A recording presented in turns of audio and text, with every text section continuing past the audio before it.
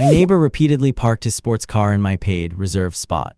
I live in a crowded downtown apartment building where parking is scarce. I pay an extra $100 every month for a reserved space. But a new neighbor, let's call him Chad, thought he was above the rules. Chad regularly parked his loud, obnoxious sports car in my reserved space. I left him multiple polite notes on his windshield asking him to move. He simply threw my notes on the ground and ignored them completely. One evening, I caught him walking away from his car in my spot. I showed him my official apartment lease agreement showing my parking space number. Chad simply laughed in my face and told me to find another spot. He claimed he wouldn't park his expensive car on the street where it could get scratched.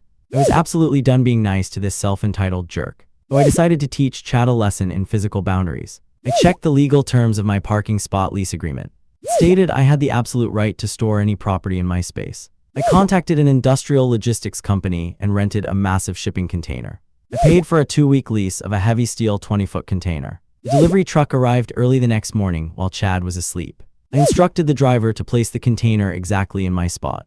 We dropped it exactly 2 inches behind Chad's rear bumper. The container was surrounded by heavy steel walls that blocked the exit completely.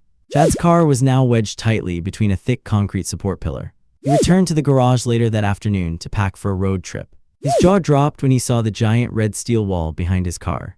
Chad screamed in anger and kicked the massive steel shipping container. He ran to the building management office to complain about the obstruction. But the manager calmly pointed to my parking spot lease agreement. They told Chad they had no right to move a tenant's legally stored property.